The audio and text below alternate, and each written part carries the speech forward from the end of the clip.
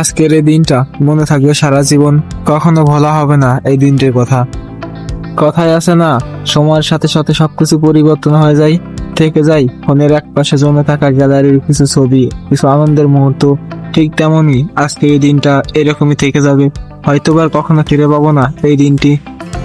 ভাটিয়াপাড়া পুরি খাইতে যাব বলে আমরা তিনজনে বের হয়েছিলাম, কিন্তু আমরা পথ ভুলে যাওয়ার কারণে আমরা মাঠের ভিতরে যাইতেছিলাম।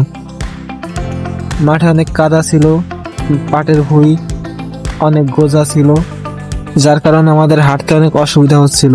তারপরেও কিছু করার নাই, আমাদের যাইতেই হবে। এখন যেহেতু বলছি যাব, সেহেতু যাইতেই হবে। আমরা কষ্ট করে যে কোনো ভাবেই আমরা হাঁটতেছিলাম, হাঁটতে অনেক অসুবিধা ছিল, কাদা পানি। যেহেতু পথ ভুলে গেছি, সেহেতু আমাদের তো এই পথ ছাড়া আর কোনো পথ ছিল না। অন্য একটা পথ ছিল যেটা দিয়ে ঘুরে আসতে আমাদের অনেক সময় লাগতো, আর আমাদের বাসায় ফিরতে অনেক দেরি হয়ে যাইতো। এই কারণে আমরা সোজাসুজি মাঠের ভিতর দিয়ে, কাদা পানির ভিতর দিয়ে যাইতেছিলাম আমরা সবাই।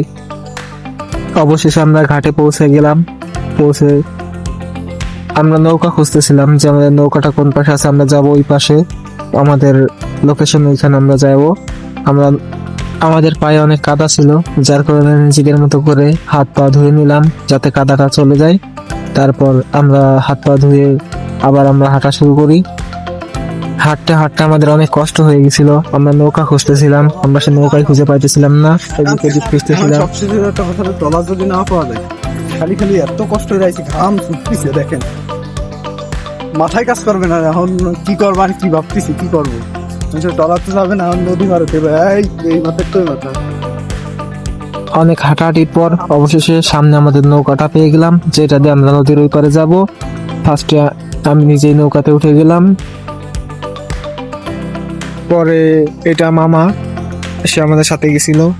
আর একজন আছে, সে সুমন, সে ড্রাইভার কাকাকে বলতেছিল যে আমরা ওই পারে যাব, আমাদের ওই পারে নিয়ে চলেন।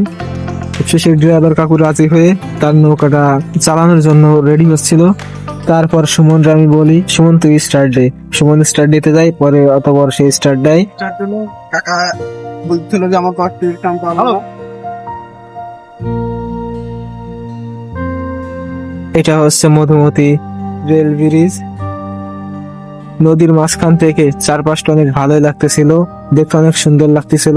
অবশেষে আমাদের গন্তব্যে চলে আসি। প্রথমে আমি নেমে উপরে চলে যাই, আমি ফার্স্টে নামি।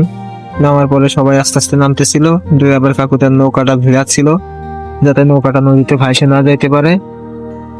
ড্রাইভার কাকুরে টাকা দিয়ে আমরা হাঁটতে শুরু করি। অবশেষে আমরা ভাটিয়াপাড়া বাজারে চলে আসি। বাজারে এসে এদিক ওদিক খুঁজতেছিলাম যে পুরীর দোকান কোথায় পাবো, কোন দিকে আছে, সেটা আমরা খোঁজাখুঁজির পর অবশেষে আমরা একটা পুরীর দোকান পেয়ে যাই। যেহেতু আমরা তিনজন, অনেকগুলা পুরি লাগবে, আর যেহেতু অনেকদিন থেকে এসেছি, আমাদের সবারই খিদা লাগছে। আমি দোকানদার কাকুকে বলি, এইখানে যে কয়টা পুরি আছে আপনি সব কয়টাই কাইটে আমাদের দেন। কাকু এক এক করে সুন্দর মতো সাজাচ্ছিল যাতে তার কাটতে সুবিধা হয়।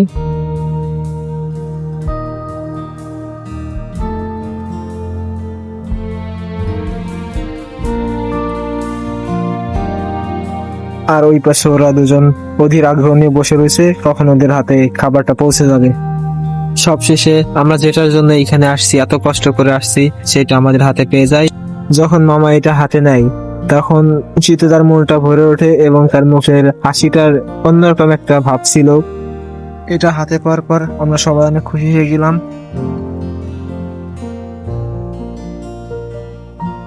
সবশেষে এখন আমাদের বাড়ি ফিরতে হবে। অনেক মজা করছি। নৌকাওয়ালা কাকা আমাদের ওই পার থেকে দেখতেছিল যে আমরা এখানে যারা অপেক্ষা করতেছি, যার জন্য তিনি খালি নৌকা নিয়ে আমাদের চলে আসছে। আমি নৌকায় উঠে পড়ি, সাথে আমাদের সাথে যে দুজন ছিল সেই দুজন আস্তে আস্তে করে নৌকায় উঠে পড়ে। অনেক সুমন আবার স্টার্ট দেয়। অতঃপর আজকে এই পর্যন্তই। সবশেষে একটা কথাই বলবো, আজকের এই দিনটা কখনোই ভোলার মতো না। সবাই ভালো থাকবেন, সুস্থ থাকবেন, আল্লাহ হাফেজ।